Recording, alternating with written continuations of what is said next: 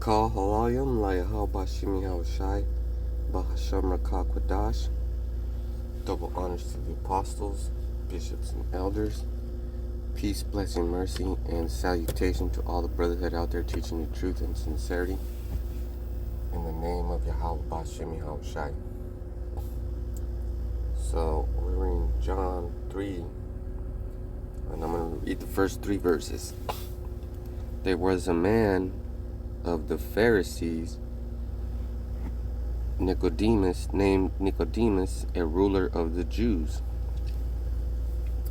So this man is a Pharisee. Let's look what that is. Phariseos, a sect that seems to have started after the Jewish, well, it's just a ruler, right? Okay, they held strenuously to a belief in the existence of a good and evil angels and to the expectation of a Messiah. And they cherished the hope of that the dead, after preliminary experience either of reward or penalty in, well, that's too fucking much. But to break down it is, so this man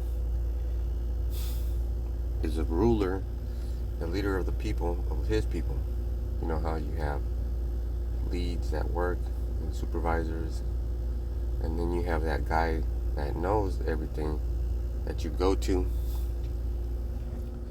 The same came to Yahushua by night and said unto him, Rabbi, which means master, we know that thou art a teacher come from God, or Yahweh Bashem Yahushua, for no man can do these miracles that thou doest except Yahweh Bashem Yahushua be with him. So this man believes, right? I was expecting Yahushua. No, this is where I'm going to stop right here after this. Yahushua answered and said unto him, Verily, verily, I say unto thee, except a man be born again, he cannot see the kingdom of Yahweh. And then in verse 4, you could read it for yourself. Well, I'll just read it. Nicodemus said unto him, How can a man be born when he is old? Can he enter the second time into his mother's womb and be born? So let's go back to the verse 3. Except a man be born again, he cannot see the kingdom of Yahweh. Let's look at that word born. Born here and born there are the same. G1080, right? Of men who father children, right? To be born, to be begotten. Of women giving birth to children.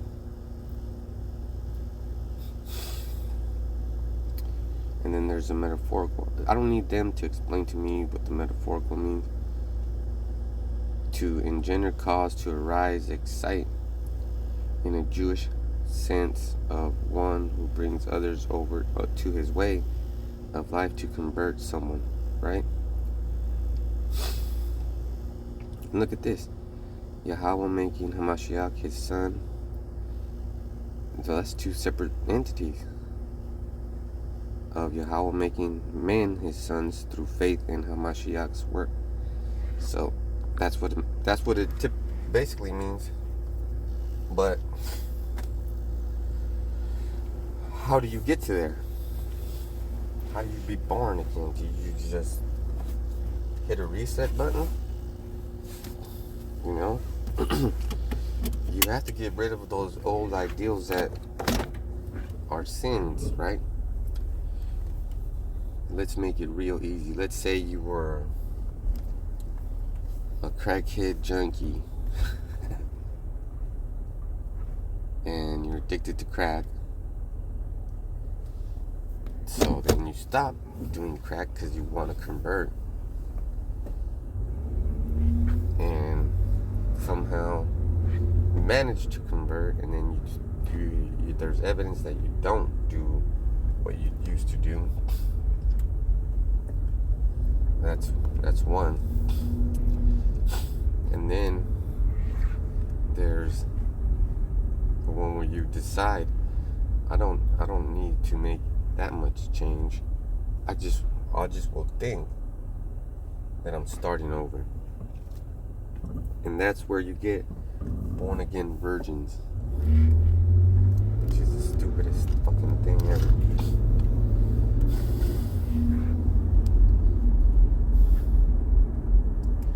But it makes sense, right? Like, you gotta stop those evil ways, and then you're back in your new body. But it doesn't work like that. So what else could it possibly mean?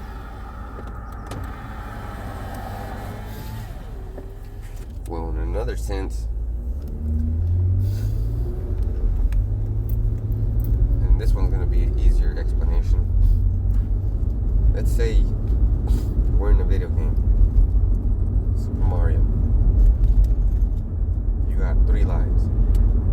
When you die the first time, that's because you made a mistake. And when you're born again, you're gonna go even further the next level, because you're not gonna die right at that point where you died before. Otherwise, you didn't learn your fucking lesson, and then you die again.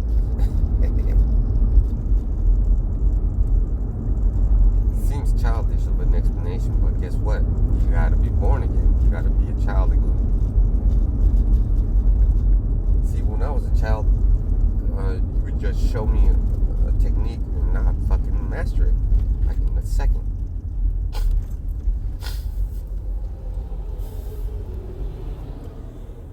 When my father bought me a bicycle, I never ever rode a bicycle, and I just got on that bitch and started riding it.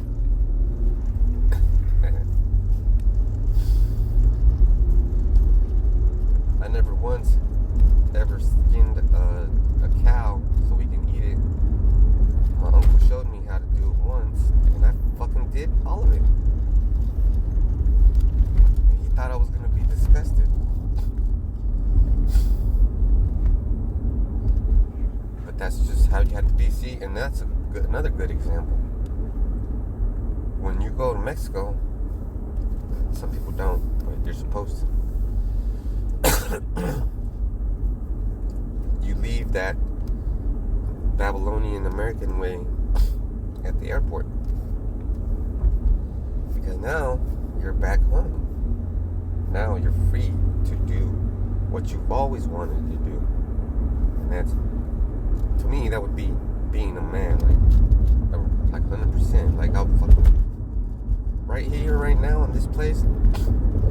The way a real man in Mexico would talk to a woman, like, for reals, I'm not joking. I'd be like, "Hey, what's up, girl? I'm to take you to the United States and make you my wife." And then now she would like that. If you try to tell a young girl that, and those women are fucking like 16, 17, but they're fucking banging, and it's the legal age, right? But you'll bring them back when they're 18.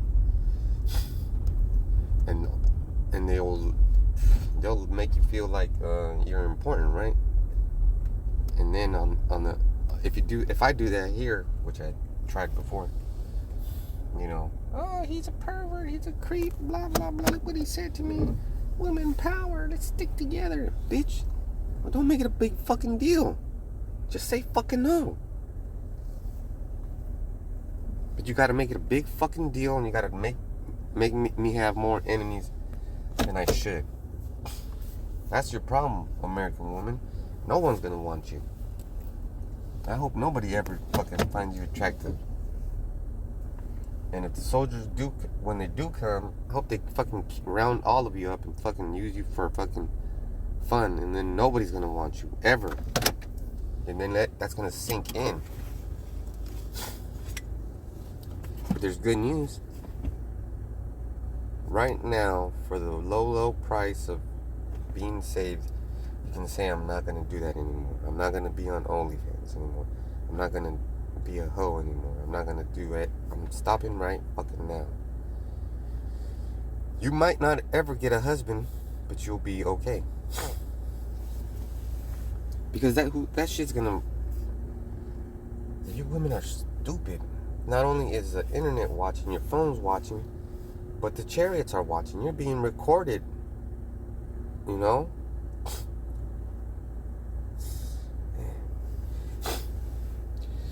And when you die, you're gonna see every fucking thing you've done. And you're gonna be like, I'm glad this shit's over. Right? But what does it mean for a man to be born again? Well, for me, it was stop calling on Jesus. It was actually pretty rough. I was fighting with everybody, fighting with my family, yelling at everybody, yelling at priests, yelling, fucking just yelling. I mean, in a sense, it was justified. It was like Brightburn. You know, when he found out that he wasn't from around here? And then he fucking shot those red laser beams. Man, that's how I feel. That's how I feel. And, oh shit, I wasn't going to say anything, but I had a dream a few days ago, and I still remember it, so it's a pretty intense one. So I didn't want to say anything, because I figured it out. And, you know, I don't like talking like that, but I have to say it now. I had a dream that I was looking at a big giant silver coin, and it had, you know, Joe Byron on it. And he was talking to me on the coin, and as I looked intensely, a hole appeared in the middle of it. And that's symbolic of this place going down, being destroyed by nuclear fire. But I didn't realize when I had that dream, and I woke up right then and there, and it looked weird. It looked like sort of an alien head, but I know it was Joe Byron. And actually, it was like the different presidents, and that coin freaked me out to an extent where I actually shot lasers out, and it must have been fucking hot lasers because that hole appeared fast. But I didn't know I was shooting laser, and I didn't see my hands. I just seen the coin. But anyways, that wouldn't have happened unless I was born again. I never had dreams like that, you know. And the chariot's still there, and I know it's a chariot because how the fuck does a star do that? How does a star send light up, down, north, south, east, west? How does it make a fucking like an X, almost like a cross of fire? How does he do that? I mean, how does it do that? Well, I wouldn't have understood unless I was born again. See, things have to change when you're born again. So the UFO became a chariot.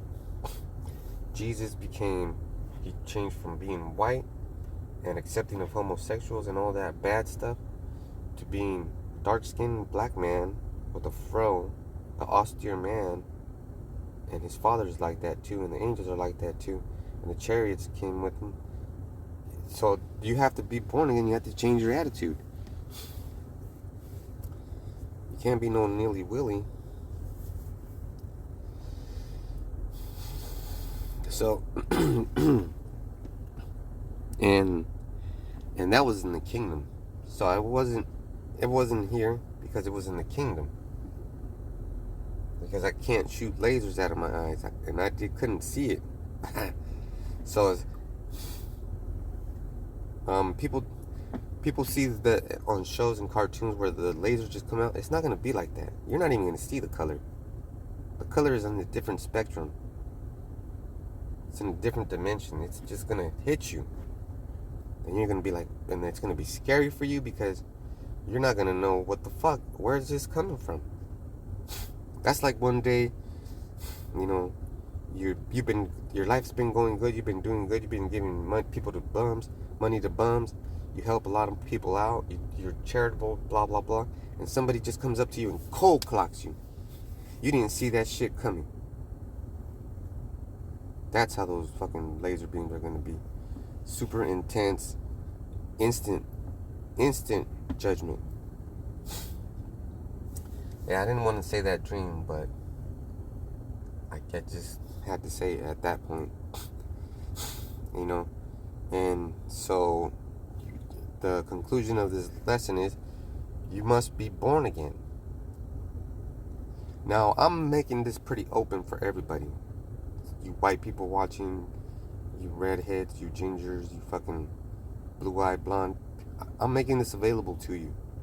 If you have the power to change your perspective on life, and you can accept that Yahushua is a black-skinned man, but he's a God also, and there's the Heavenly Father, Yahweh, he exists, and he's a man of war, and Yahushua is his only begotten Son, and the Holy Spirit is a willpower. So there's three different things.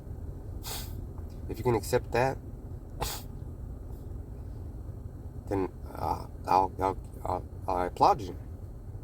I'm not holding this away from you. I can't keep this from anybody. I'm just supposed to be telling you. My job's intense. And, you know, sometimes his dreams aren't good dreams. You know, I woke up pretty, man. When I had that dream, I woke up like fucking intense. Like, damn, that was intense. Why did I have that dream? I'm confused and all that. Because that was a vision. So you got to be born again. And that's hard to do. No rich man can enter the kingdom because it's hard for them to be born again. And you can't take money with you. You understand that, right? Maybe that's what that dream meant. It meant a lot of things, but it's how I explained it. So with that, I'm going to say shalom.